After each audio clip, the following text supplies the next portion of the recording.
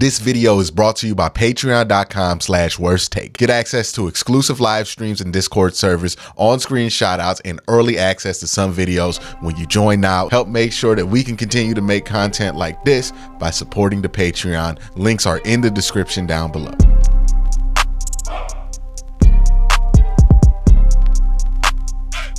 All right, so the other day we did expectations for the defense and some very specific stats.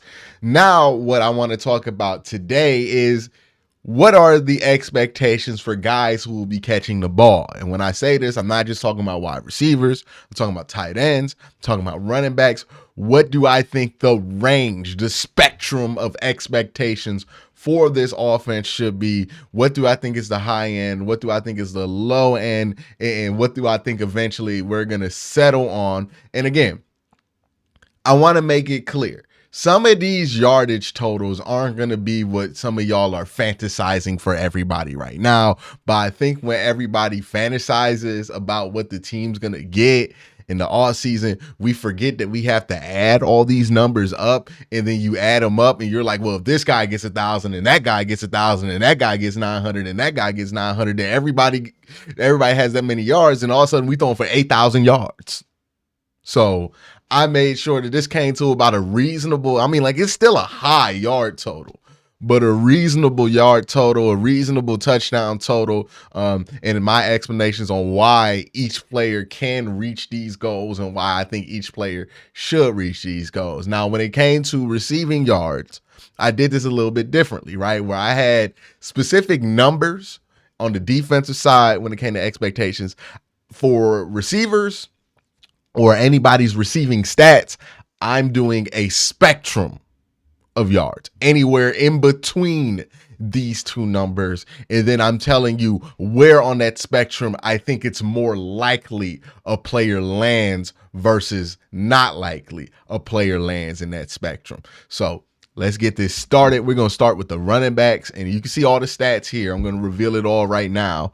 But with the running backs, I got Jerome Ford and I have Nick Chubb here. And they're going to combine for about 330 yards and 2 touchdowns. And I think that is a good number for those two guys because both of these dudes aren't the most spectacular receivers in the world, but I also don't think that they're going to be asked to do much outside of, maybe catch a 5-6 yard dump off here, maybe get a slit screen for like 20 yards, like 3-4 times this year. I don't really think that they're going to be asked to do a crazy amount or asked to carry the load here. So the range for Jerome Ford is anywhere between 100 to 250 yards and a touchdown. If he lives within that range, I think I could be satisfied with what he does. Think about it like this. If even everybody hits the low on the base, I think it's still about 4,000 yards passing. If everybody hits the high, that's going to be like 6,000. So everybody ain't hitting the high, or not 6,000, but like close to 5,000 over. It would be an NFL record if everybody hit their highs. But even if everybody hits what I'm calling their base expectation, you're still getting 4,000 yards. That's kind of the basic expectation I have of not only Deshaun Watson, but this receiving core, and the receivers or the people with receiving responsibilities on this team is to get somewhere to that 4,000 yard mark at least. So the spectrum for Jerome Ford, I think he can go anywhere between 100, 250 yards, especially if he's the second running back. If somebody else steps up and becomes the second running back, those expectations will be shifted onto them versus Jerome Ford. But right now it looks like it's going to be Jerome Ford. Let's talk about Nick Chubb. My range for him is 230 yards and 2 touchdowns as a base. Nick Chubb's high-end expectation, I would put at 360 yards and 3 touchdowns. That would put him in the top 12 of receiving yards for running backs last year. So that would be a very good number for him to hit. I think he's going to be on the lower end, in the lower end of that range of expectations, because I think we don't talk enough about how Nick Chubb's going to be used this year and how bad the conversation has been about the worry of how he's going to be used this year. I think it's kind of been lazy and filled with assumptions, how people have said he's going to be used. I don't think Nick Chubb's rushing attempts are going to go down. I think he's just going to take a higher percentage of the rushing attempts this year. But if he does take a higher percentage of the rushing snaps, I don't think he's going to take that many receiving snaps this year, right? Like, I don't think we're going to all of a sudden ask Nick Chubb to be in the top 10 in receiving yards this year. He will get incidental plays as a receiver, right? Let's throw a screen to Nick Chubb. Let's throw a dump off to him. Let's maybe hit an angle route or two, right? Like, that's the kind of receiving yards that Nick Chubb will get. If there's anything that's concentrated, it will probably go to Elijah Moore. They have him lining up in the backfield a lot during OTAs, or Jerome Ford, right? That kind of stuff will go to those guys. But when it comes to the design plays for a running back to get the ball through the air, that's not going to be Nick Chubb. I think he's going to take a lot of carries and get a lot of his production on the ground, as he always does. And I think that's fine for Nick Chubb. So that's why I have him on the lower end of the expectations for it. Still a good number to hit. If he hits those base numbers, the Browns are doing very well. Marquise Goodwin is the next guy I'm going to talk about. So his range is anywhere from 200 yards and 3 touchdowns, 450 yards and 4 touchdowns. So you'll notice the yard totals aren't high, but the touchdown totals are, right? If I think he's probably not going to stay healthy for the whole year. Like, if you look at his injury history, he just hasn't been a week-to-week healthy guy consistently in this year. These really fast dudes, they tend to get these like twitch injuries very early on. But I do think he's going to hit a couple of home runs for this team. I think he'll be on the lower end of the spectrum. I think he'll be closer to 3 touchdowns, 200 yards than he is to 450 yards and 4 touchdowns. And that's where I'm at with Marquise. I think he's going to be a nice deep threat. He's going to rotate in and out there with Elijah Moore. Sometimes they're going to use him with Elijah Moore. I think he's going to be more of a decoy for defenses, and a reasonable decoy, because you got to hit him enough to get that. Then he's going to be a top caliber weapon for the Cleveland Browns. But still, I think his function is going to be very useful for this team. Cedric Tillman is the next player whose expectations I'm going to go over. And some people are going to be upset about this, because we tend to always like look at a rookie and go, oh my God, he's going to get 1,000,000 yards. But we don't factor in that look how crowded this graphic is, right? You have 1, 2, 3, 4, 5, 6, 7, 8, 9, 10 guys. 10 guys to get the ball to. Some guys just aren't going to get the ball that much. And I think Cedric Tillman's probably going to be in that conversation. He's going to have some snaps in some packages, but I don't think he's going to have a ton. My base for him is 187 yards and 2 touchdowns. That's pretty much on par with what you get out of wide receivers that are drafted in the 3rd round in the NFL. You usually get that in year 1.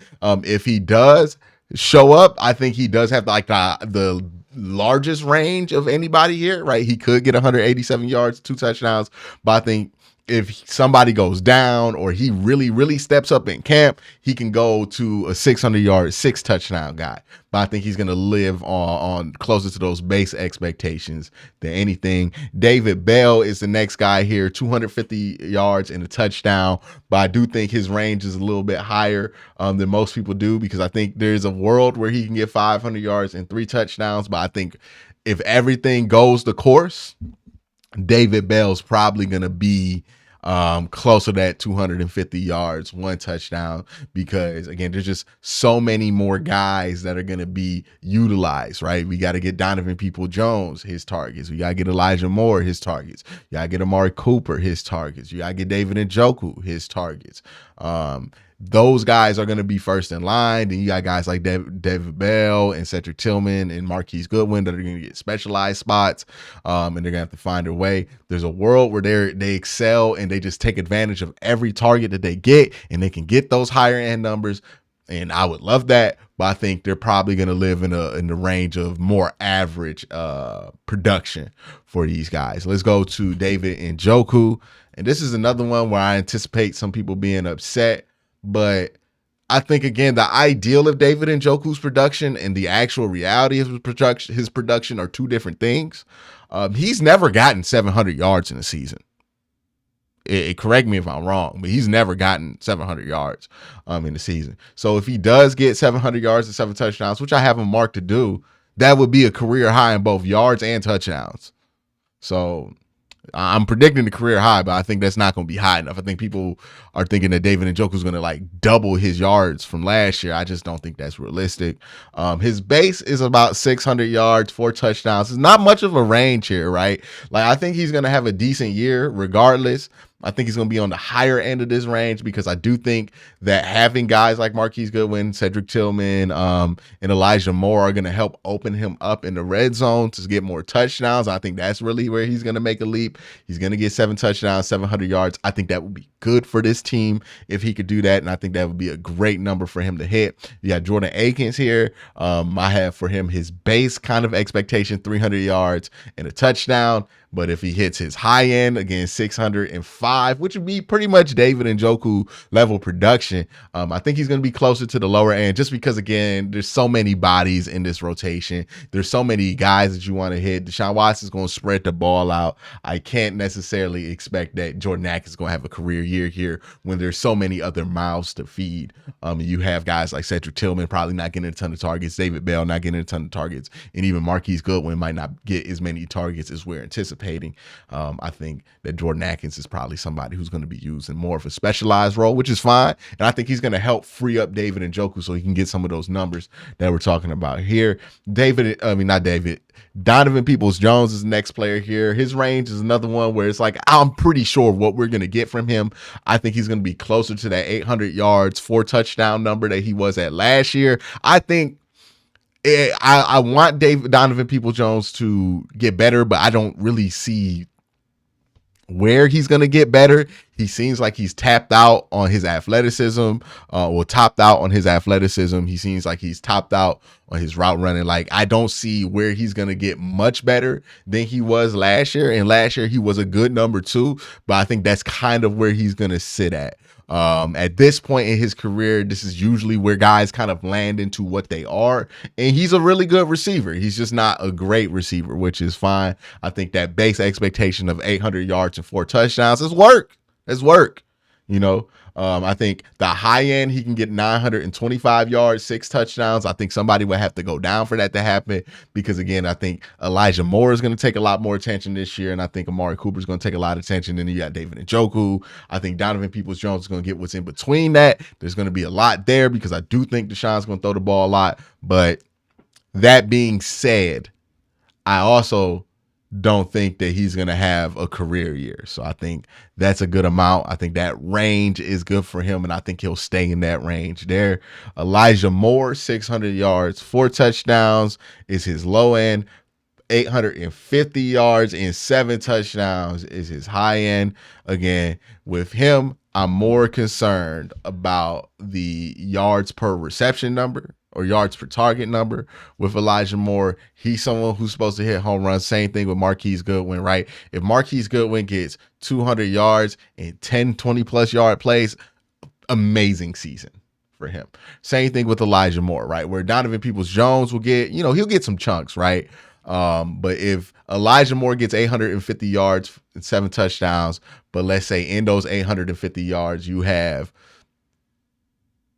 10, 15, 20 plus yarders, a couple 30 plus yarders, and maybe 1 or 2 50 plus yarder plays, then I'm fine with that. And again, same thing with the touchdown total. I'm fine with that with him. And I think that's what he's here to do. Again, he's more of a home run hitter. I've done the analogy a million times of this being a baseball team. I'll do it again at the end of this video. But that's where I'm at with Elijah Moore. That's why I think a good range for his expectations are, a realistic range for his expectations are. And again, if some of these guys hit these numbers and y'all mad about it right now that I'm saying that these are the expectations and they're not high enough for you or they're not low enough for you, if they hit these numbers, we can't move the goalpost. This is where the goalpost is. Amari Cooper, I think he's a pretty reliable 1,000-yard, 6 touchdown guy. But I think this year he's going to have more of a career year. And he's probably the guy I think is going to take the biggest jump. He's going to get to 1,250, which would be a career high, and 11 touchdowns. That would be a 3-touchdown. Well, not a 3-touchdown improvement, a 2-touchdown improvement from what he had last year, and about 100-yard improvement to what he had last year. I think more consistent quarterback play is going to keep him healthy. I think more consistent quarterback play is going to keep him productive. And I think that is very reasonable for Amari Cooper to get about 1250, 11 touchdowns. That would be a career high, but not by a tremendous amount. And if you're wondering at home, hey, if all these guys hit the expectation level that I have set for them, and you can look at it again, the white numbers are the ones where I'm like, hey, I think they're going to be closer to this than not. Well, if they do that, we're talking about 4,867 receiving yards and 38 touchdowns. So you might be at home and you might say, hey, I think Jordan Atkins, he's going to be at 600 yards. And I think David Njoku's going to get 1,000 yards. And I think Elijah Moore is going to get 1,000 yards. And I think Coop's going to get 1,000 yards. Remember, when you're predicting that, you're also predicting Deshaun Watson to throw for like 5,500 yards, which is incredible amount of yards to expect Deshaun Watson to throw this year. I think 4,862 or 67 is pretty high, and 38 touchdowns pretty high. That would put him in top 5, top 10 at least, with top 5 quarterback range when it comes to those specific stats. So if you think a player is not if you think I'm underselling a player's expectation level for their yards, please tell me who you're taking the yards away from and who you're giving more yards to give that. All right. If you think David Njoku's going to get 1,000 yards, okay, who are you taking 300 yards away from? Or are you predicting that Deshaun Watson is going to throw for 5,000 yards this year, which he's never done before? I don't even know if he got to 4,867. I know he got to 4,800 and something, but that would be a very high number for him to hit. And that was his best year. And even that year, he was averaging 8.9 yards per attempt. If he averages 8.9 yards per attempt with he had 544 attempts that year in 2020. So Deshaun Watson in 2020, 8.9 yards attempt, 544 passing attempts. That's very low, right? A lot of the top guys now get 650. So if he threw for 650 at 8.9, you could do the math. That's an incredible amount of yards that he could have thrown for in that year. So if you think Deshaun's is going to break the bank when it comes to all these passing yard records, go ahead and predict that, but understand that's what you're predicting. This is within the range of the high end of what Deshaun has done in his NFL career. If he's back to 2020 form and even a little bit better, because he would throw for more touchdowns. So this is predicting that Deshaun's going to be better than 2020. This is what he can do. This is what the receiving core can do. And some of these numbers might not look super spectacular, but that's because we don't really talk about receiving yard expectations as a group. And when we don't do that, we get outlandish expectations for everybody. But I think these are reasonable numbers for everybody to hit. I think if they hit these numbers, we're going to have a great year. This team's going to be very good on offense, and it could be one of the best offenses in the NFL. But let me know what you think in the comment section below. Y'all have a great day. Have an even better night.